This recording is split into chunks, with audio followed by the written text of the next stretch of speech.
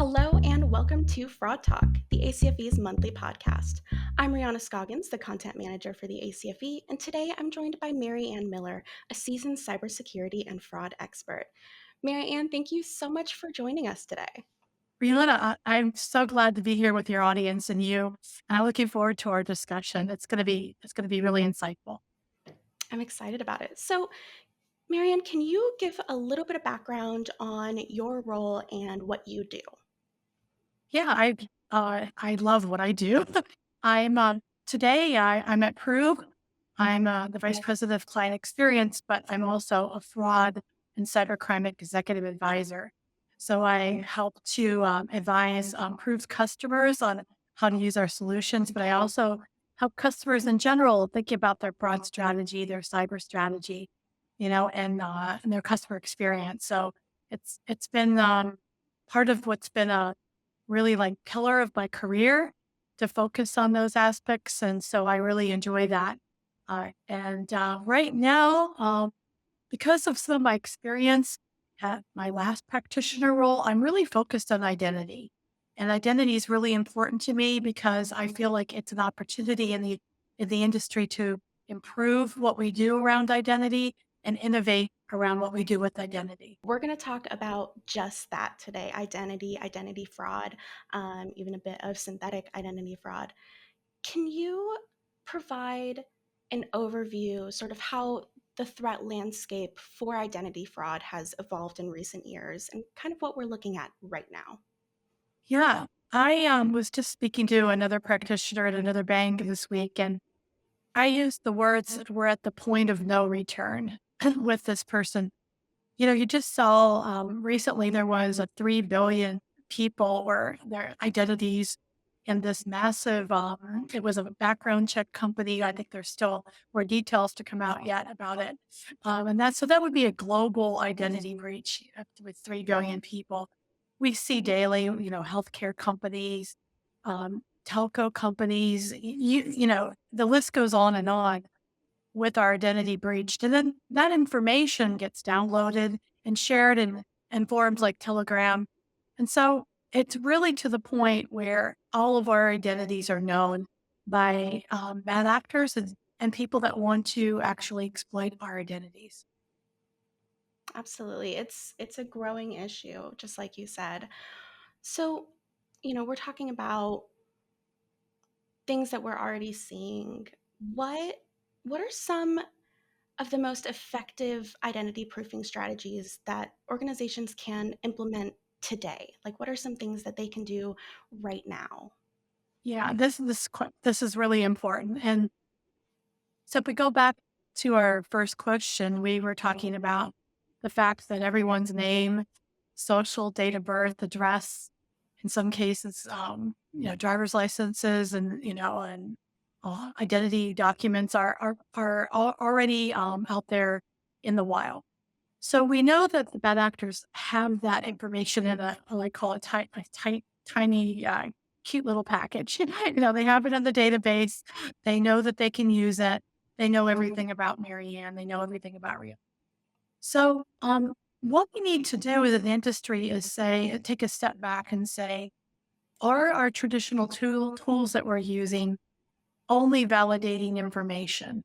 And that's important. It's still important to understand that Marianne's name, social, date of birth, and address are correct. That's so critical. I call it, entity resolution or, identity information resolution. But that's no longer enough, especially in a digital environment. So that's just one step. That's one part of the equation because the bad actors will have all that information. Where we're at now is we really need to look at other attributes and other signals that start to tell us, is Marianne Ariana presenting our own information in the flow? And that's what's critical. Yeah, that's a really good point and a good distinction, I think. I've had conversations, with my own family about how, just like you said, that information is already out there. And so we're not necessarily looking to ensure that that information is correct, but that it's coming from the correct person. That's right. That's right. Sometimes it's alluded to or called identity proofing. There's a lot of maybe terms around that, but that's where we're at. We're really looking at moving financial services into the realm of really providing the I call assurance that Marianne is creating her own information. So, how do you see these strategies, these identity proofing strategies, evolving in the next few years from where we are now? I'd like to talk a little bit about, what are those kind of signals that we can use to answer that question? Is that Marianne in the flow? And what we need to do is look at, I'll talk about phone signals for a moment. There's a way that you can, through solutions like we have at Prove, you can take a look at the actual device. You can do a cryptographic check against the phone to ensure that that's Marianne and she's in possession of her phone. Then you can also look at the trust of that phone. You can look at, is that phone, what's the tenure of that phone been like? What kind of line type is that phone? What identity is associated with that phone? And you can take that type of information and others to, I would say, match up with the actual identity information that's been provided. So that's one example of, the types of alternative signals that you can use to enhance and to actually establish a better, identity process in the flow. What I also think is where we're moving with identity in the future, and I would say in the next 3 years, is really looking at once I would say that you establish your identity at, say, a financial institution, that identity has been established with a high assurance level, that token, we'll call them tokens, that identity tokens will in the future, I think, be portable. And when I say portable, once that token is achieved, then you'll be able to use that in different experiences, whether that experience is at another financial institution in the future, whether that's at your healthcare company, whether that's going to be within a social media environment, those tokens will be able to be portable. Um, that will take us into a different realm of identity. We'll have to those tokens will need to be protected, of course. And but that's where I see it going in the future. How quickly that'll happen, I think that'll depend on private sector. I don't think public sector will be, um, investing in those types of tokens. But I think what we'll see is the private sector really innovate around that aspect. That's super interesting, the tokenization of identity. Um, so, sort of moving on to passwordless security, right? And continuing with our digital identities. Why is it crucial for organizations to prioritize digital identity now? So I always call it what goes wrong when you don't get identity right. And what we saw during the pandemic was, the influx of illicit funds that were from the government fraud that went into financial services system. And that created billions in fraud, as we all know about. Um, Part of the crux to that was not all financial institutions were ready with the right kind of signals to be able to protect themselves from those mass creation of identity theft accounts, synthetic accounts. So we're really at a pivotal level that once those accounts are created, they conduct money laundering, they conduct ACH fraud, they conduct P2P payment fraud. You'll see those accounts establish themselves and start to conduct dispute abuse fraud. So the list kind of goes on and on. As a financial institution, we might even call it the identity theft and synthetic fraud commingles and looks like first party fraud. We might even call it first party fraud because we think that was really Marianne that opened up that account because her Mhm. name is on that account. So that, and I think one of the most important aspects is the SAR filing process, the suspicious activity report filing process that we all know that we need to comply with, is dependent on good identity proofing. Because when you fill out the SAR narrative, it will have the owner of the account's name on that SAR narrative. So if Mary Ann's name or identity was exploited for money laundering or something, or human crime, then and her name ends up in a SAR report, that becomes very complex for attribution and investigation. So there's a number of things that go wrong when you don't get identity right. And that costs our financial institutions huge operational overhead. It's very stressful on the fraud teams. It's very stressful on the business and profitability. So getting identity right as right as we can is very important. We talked about, the future maybe being like tokenizing identities. Can you explain the concept of passwordless security? What does passwordless security look like right now? Yeah. So there's many times today even that we use our face to log in. So we're using facial biometrics. So that feels like a passwordless experience. But what I think the future of passwordless is a secure passwordless. I like to use a word in front of passwordless because it's one thing to enable passwordless. It's another thing to make sure it's a secure passwordless environment. So I feel like the future is the ability to, yes, you can use Face ID, but make sure there's other protocols and there's other checks and there's other security aspects occurring in the background that ensure that this Face ID is binded to the right device and that Face ID has been initially binded with high assurance levels, that they if there's been any kind of change in that relationship, that actually causes a step up or a change in assurance level and then a need to rebind. So I think that what we need to look at is really securing that passwordless environment.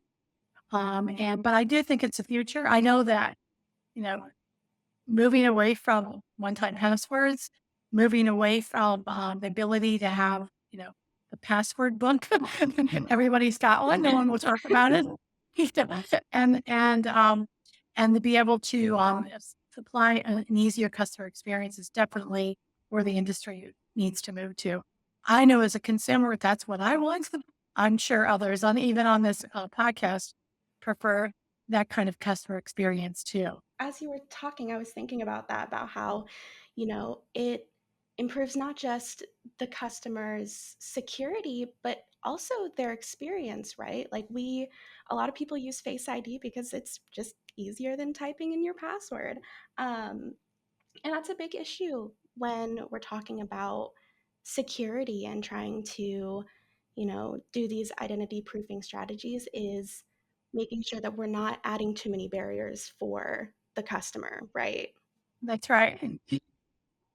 So, with that sort of challenge, when organizations are implementing or transitioning to passwordless systems, what are other challenges that they're facing? And, how can they maybe overcome those? So I know that many organizations are thinking about not only how do I enhance my authentication, but does my authentication have shelf life? Mm, So we know we have, the combination of AI threats, deep fake threats. We have, many, there lots of things are evolving. We're seeing those threats actually manifest themselves in attacks today.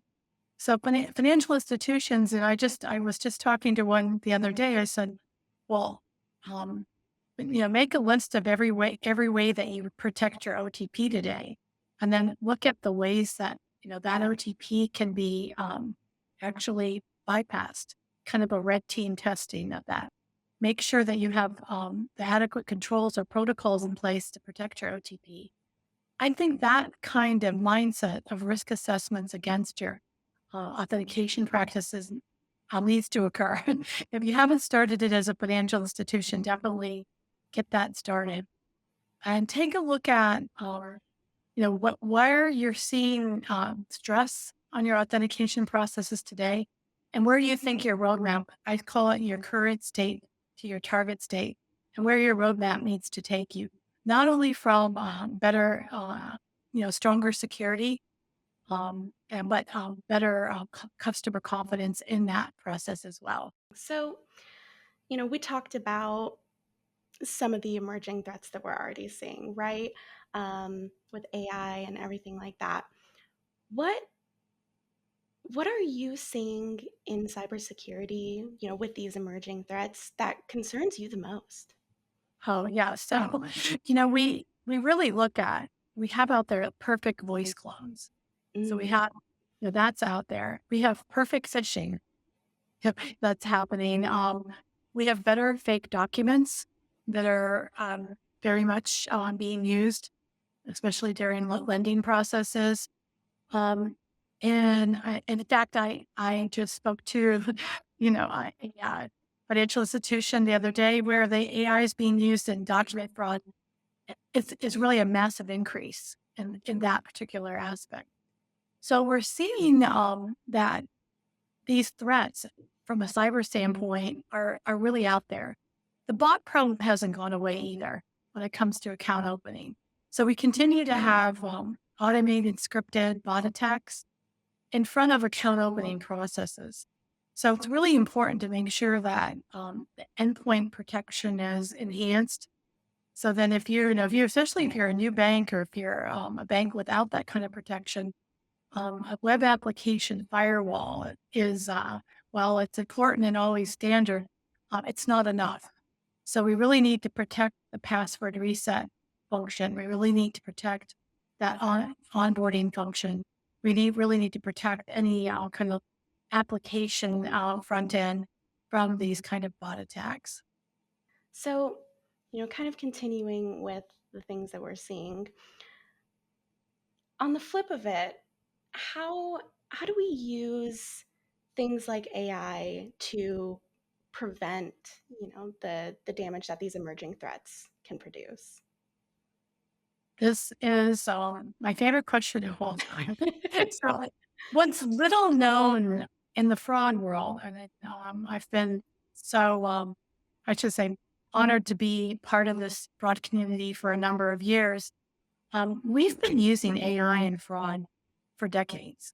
So let me take the audience back to the 90s for those of us that were around then when I started my career. um, there was, credit card fraud and counterfeiting was at its height. In fact, in some circles, there were discussions of whether the mag strip was even going to be able to be, magnetic strip on the back of the card was sustainable with enough because the bad actors have figured out how to duplicate cards at such an easy way. Mm, Then what happened was a company out of San Diego, California called HNC Software was in development with a product called Falcon. And that a lot of companies are globally, a lot of banks still use this product today. And what Falcon was, the company was actually doing research for DARPA, for government research for pattern recognition and neural networks. That money ran out, government, but private sector took over and worked with banks and found out that pattern recognition was very predictive when it came to credit card fraud. So we know what a good customer's transactions look like, and we know what fraud looks like. So agency software developed a model that scored transactions and looked at the probability that this transaction is genuine or fraud. And the reason I know so much about this company, I actually um, implemented this solution in my bank.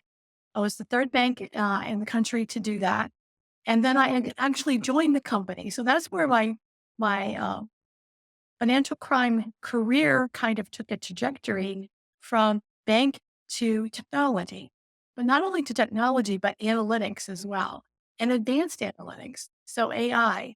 So Falcon's been around for years and years. We've been using AI in card detection. We've all gotten a phone call that said, is that your transaction? So that was Falcon.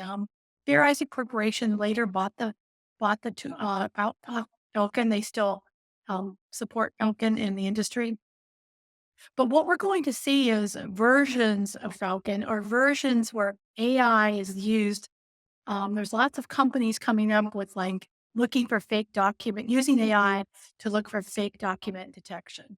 That's another example. So we'll start to see what I call AI for good, as well.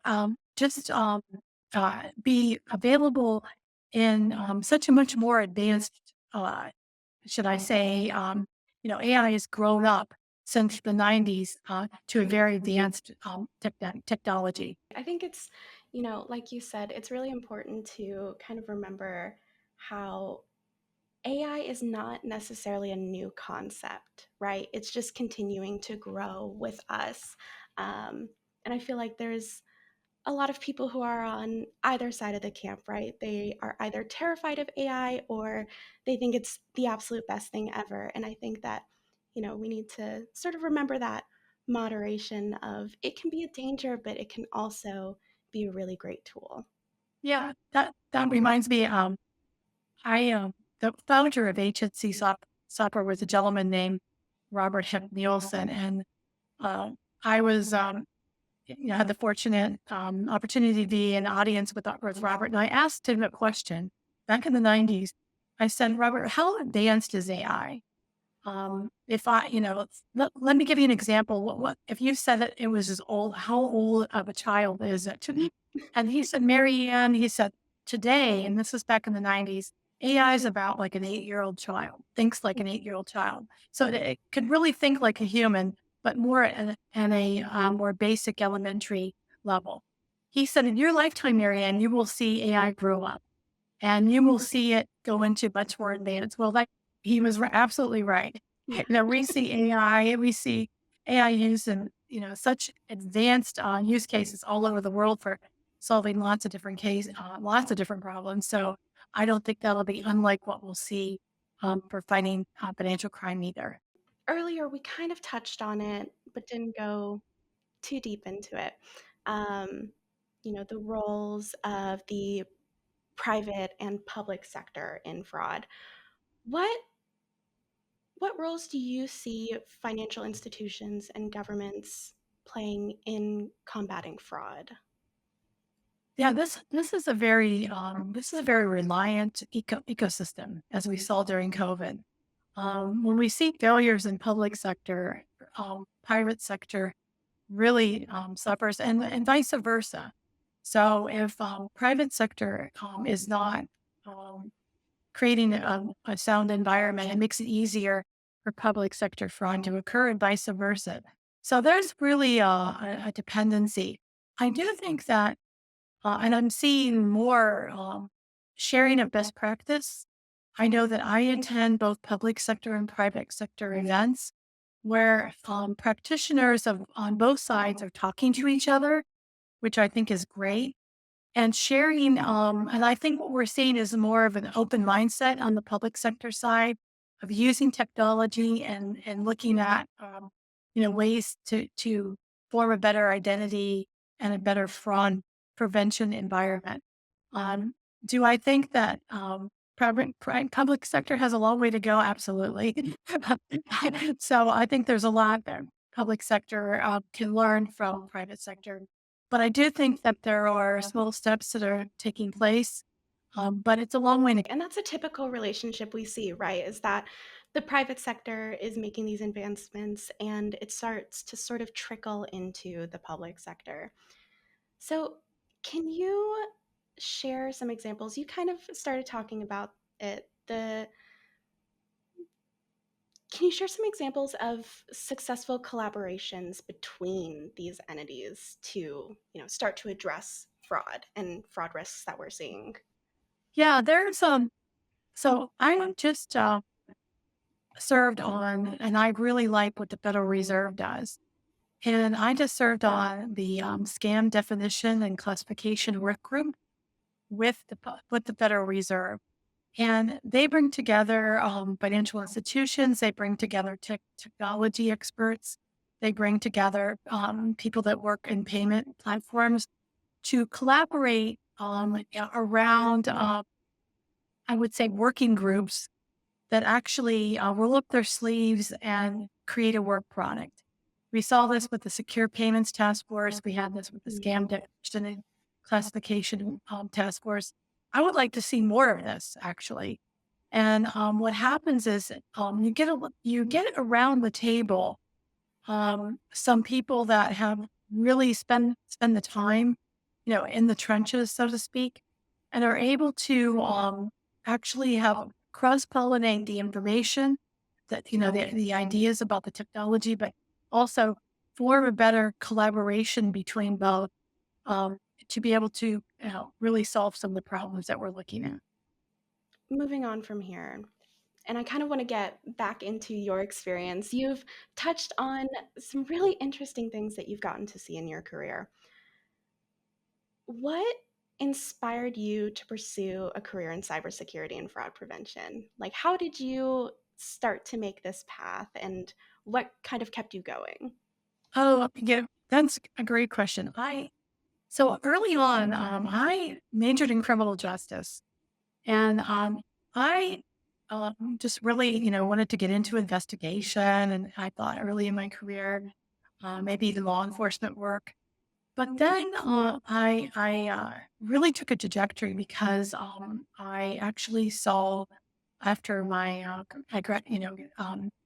farmed by graduation, I looked for where would I land. So I looked at there was a opportunity to go work for a bank. Well, I should say early on, I actually worked in loss prevention. So working my way through college, I actually worked for retail, and I did a credit card fraud investigation for a retail department Oh. store. And also did walking the floor looking for shoplifters. So that was part of my job too. So that was early on during my college days. But then that transitioned into banking. And I think I really loved what I did. I've always brought a lot of energy to the table, a lot of curiosity to the table, a lot of passion to the table. And I really liked what I did. So I think what really kind of thrust my career was when I really started. So I'll give you an example. I'll tell you a story. I really wanted an international career in what in financial crime, and I spoke to a mentor of mine, and this was in the late '90s, and I said, I think I need to go back to school and get my master's degree in international business. And my mentor said to me, "No, Marianne, you just need to jump on board with your enthusiasm and your your background." And because we're in the dot com, and I said, "Well, what's the dot com?" So I did. So that's when I jumped on board and started working all over the world with agency software, implementing Falcon. So Mhm. my global career took off just out of the fact that I kind of came up through the ranks and kept learning and kept growing, had a growth mindset. And that really helped me transition and move my career into a global international fraud expert. That global international fraud expert took me to, I think I counted one time 26 countries. I was Wow. there multiple times. I actually moved to London at one point in my career, and I was the head of fraud for Lloyd's Banking Group in London, and spent a lot of time really learning and preparing the UK market for faster payments. So that was very exciting during that period. So I've had really the honor to meet experts that work in fraud all over the world. That's so wonderful. I love hearing about how just global this community is, this fraud fighting community. So that's wonderful to hear.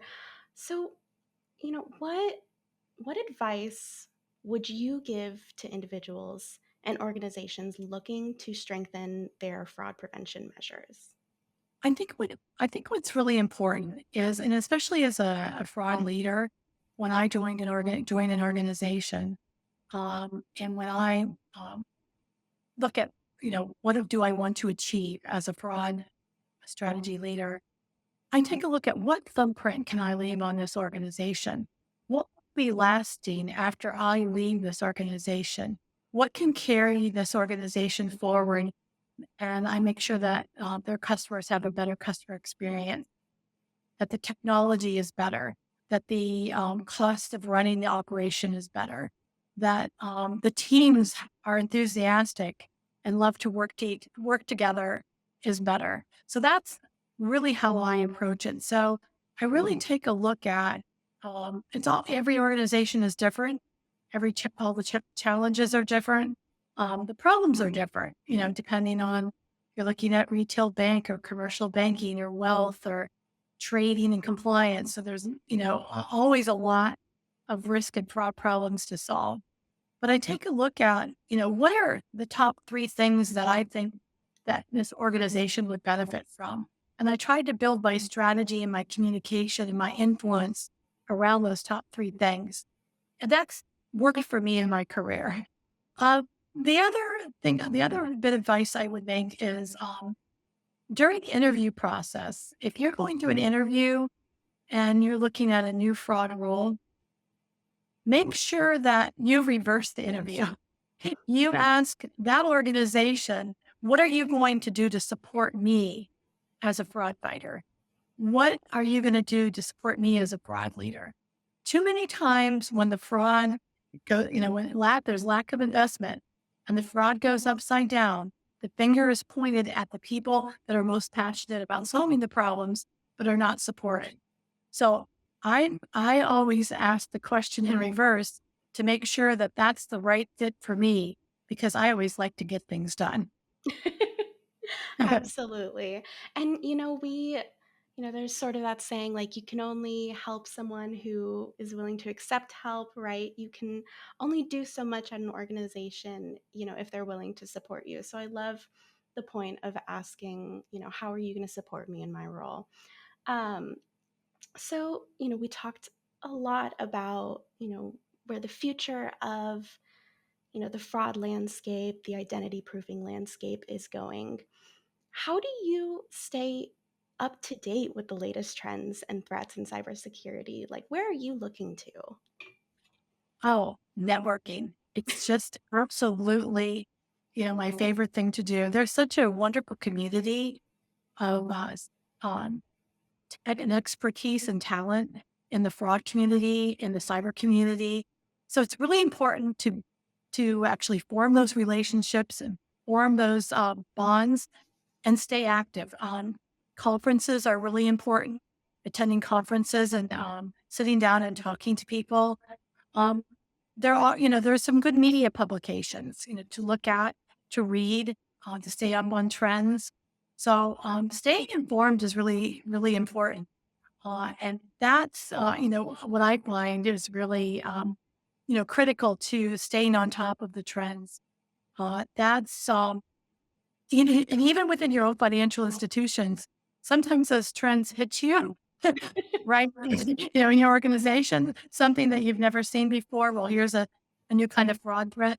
It's important to share those kinds of threats within the right kind of forums so that we educate everyone so we can all stop, the types of attacks that we're seeing that are more advanced.